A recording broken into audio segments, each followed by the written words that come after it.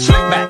No, no, slick back. That's what I said. Slick back. No, nigga, I'm a pimp named Slick back. Pimp named Slick back. Pimp named Slick back. Nigga, are you deaf? I'm a pimp named Slick. Assalamualaikum warahmatullahi wabarakatuh.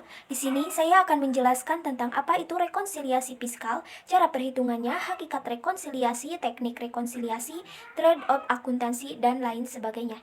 Sebelum kita lanjut ke pembahasannya, kita harus mengetahui apa itu rekonsiliasi fiskal terlebih dahulu.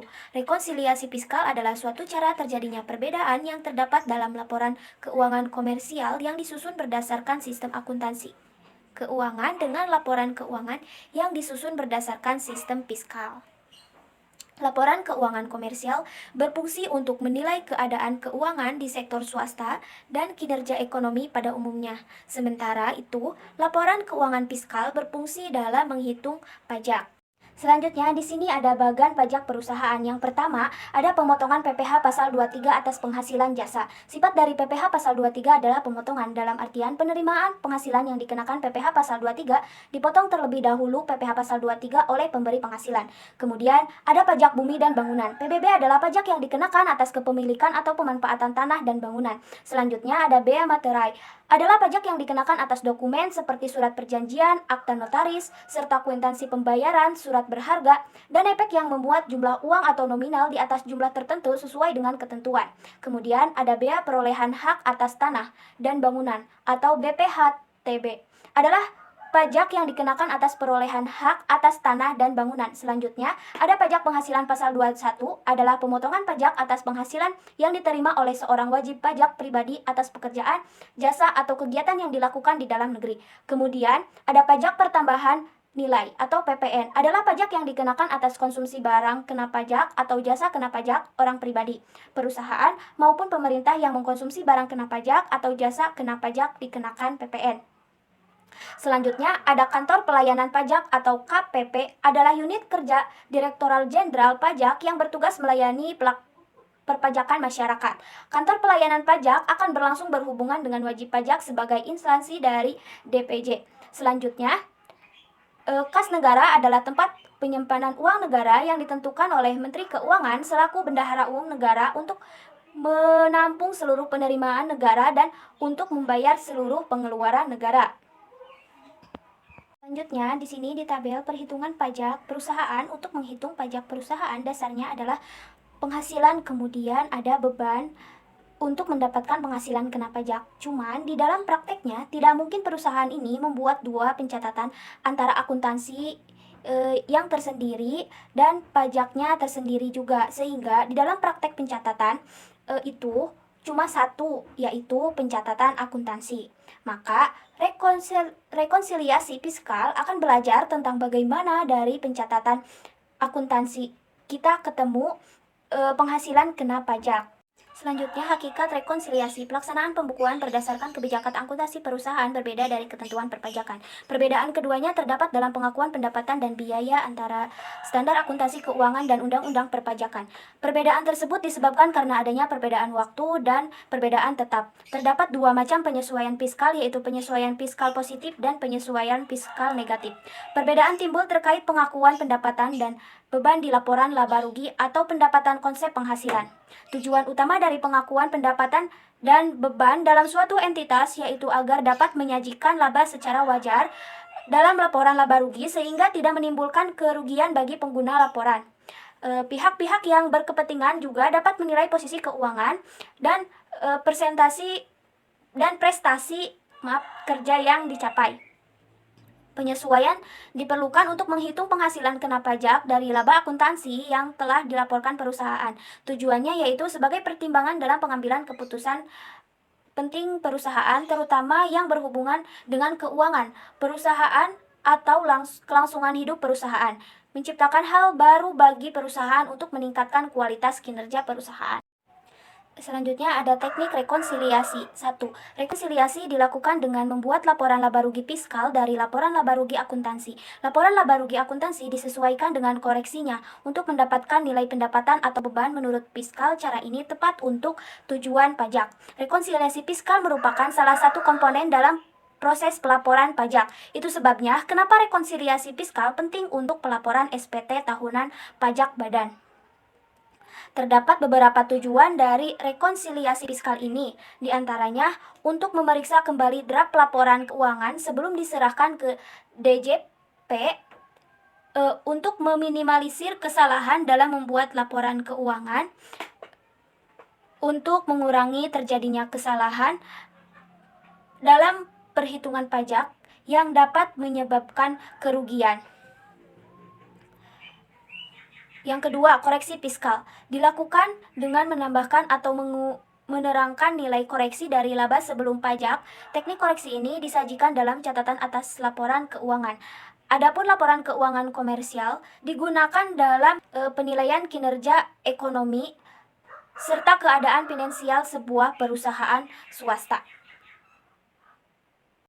Selanjutnya ada trade-off akuntansi perpajakan. Di sisi akuntansi bersifat menguntungkan sebab akan menarik minat pemegang saham potensial. Perusahaan terbuka akan memprioritaskan kepentingan ini. Di sisi perpajakan bersifat tidak menguntungkan sebab meningkatkan beban pajak yang harus dibayar. Dalam perusahaan akan selalu ada trade-off karena akuntansi dengan pajak.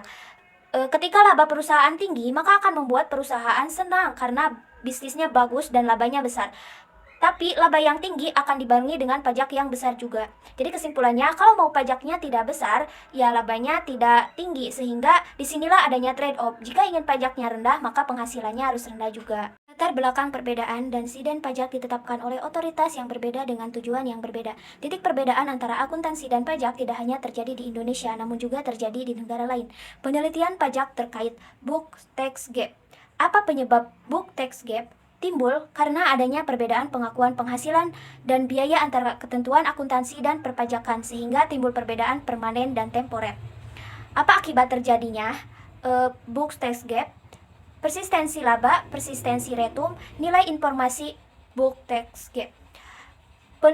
Penanaman 2021 menyatakan bahwa persistensi laba adalah laba akuntansi yang diharapkan di masa mendatang tercermin pada laba tahun berjalan. Informasi yang mengandung dalam book tax gap mempengaruhi laba perusahaan di masa mendatang sehingga dapat mempengaruhi persistensi laba serta dapat membantu investor dalam menentukan kualitas laba dan nilai perusahaan. Apa akibat book tax gap? Dapat dianggap sebagai alat untuk melakukan earning management atau dikenal sebagai manajemen laba telah menjadi salah satu fenomena yang banyak mendapatkan perhatian dari seluruh pihak, baik dari praktisi ataupun akademisi terkait dengan aktivitasnya yang mengikut sertakan penilaian manajemen untuk melakukan manipulasi pada laba bersih atau laba perusahaan, baik yang tercatat secara kuarter atau 3 bulan ataupun anual atau tahunan. Kerangka perbedaan. Rekonsiliasi ini kita lakukan karena adanya perbedaan, dan perbedaannya ada dua, yaitu permanen dan temporer. Dan perbedaan ini menjadi fokus dalam proses riset book tax gap dan secara accounting nanti akan disebut pajak tangguhan, yaitu adanya aktiva atau utang dan adanya beban atau pendapatan. Macam-macam perbedaan, yaitu yang pertama berdasarkan sifat ada dua. Yang pertama positif adalah perbedaan yang akan meningkatkan penghasilan kena pajak, sedangkan yang kedua negatif itu akan mengurangi penghasilan kena pajak. Kemudian perbedaan yang kedua itu berdasarkan jangka waktu. Yang pertama temporer, merupakan akibat perbedaannya waktu pengakuan namun akan berujung pada hasil akhir yang serupa. Kemudian yang kedua permanen, merupakan perbedaan yang tidak akan terserupakan seiring waktu. Langkah penyesuaian perbedaan dimulai dengan laba akuntansi. Di laba akuntansi masih ada nggak yang belum diakui, karena bisa jadi menurut akuntansi bukan pendapatan, tapi menurut pajak ini penghasilan. Contohnya, penghasilan diterima di muka itu menurut akuntansi penghasilan, tapi menurut pajak itu tidak. Selanjutnya dikurangi penghasilan yang bukan objek pajak. Contohnya adalah penghasilan dari investasi. Ini akan dikurangkan karena menurut akuntansi penghasilan menurut pajak bukan penghasilan. Kemudian ditambahkan dengan biaya non-deductible, biaya yang menurut pajak dikenakan pajak. Contohnya pengeluaran yang sifatnya nominatif, pengeluaran yang tidak terkait dengan lagi mendapatkan dan memelihara penghasilan. Itu tidak bisa. Selanjutnya dikurangi biaya deductible yang belum dibebankan dalam menambah dan mengurangi kemungkinan muncul selanjutnya karena terjadi perbedaan cara perhitungan. Misalnya terkait dengan depresiasi itu bisa terjadi titik selanjutnya dikurangi penghasilan karena PPh final. Contohnya di dividen, bunga, deposit, penghasilan, dan pasar modal. Selanjutnya ditambah biaya 3 miliar. Penghasilan final, kalau penghasilan dikurangi maka terkait pajak final juga dikurangi. Selanjutnya penghasilan karena pajak PKP ini dikurangkan apabila ini untuk orang pribadi, tapi kalau tidak kita langsung mendapatkan penghasilan karena pajak dari situ kita kalikan dan ketemulah beban pajak ini. Setelah itu kita mencatat pajak tangguhan dan perbedaan yang sifatnya temporer. Penghasilan dikenakan PPh final. Yang pertama bunga deposito, tabungan obligasi, dan surat utang negara. Yang kedua bunga simpanan koperasi diterima wajib pajak. Yang ketiga hadiah undian. Yang keempat penghasilan dari transaksi saham, sekuritas komandan, penyertaan modal lain. Yang kelima penghasilan pengalihan tanah dan bangunan. Yang keenam penghasilan usaha konstruksi dan real estate. Yang ketujuh penghasilan sewa tanah dan bangunan. Yang kedelapan penghasilan tertentu lainnya diatur di PP. Jadi nanti kalau ketemu penghasilan ini harus dikoreksinya adalah negatif karena ini sudah termasuk ke PPh final. Slick back. Slick back.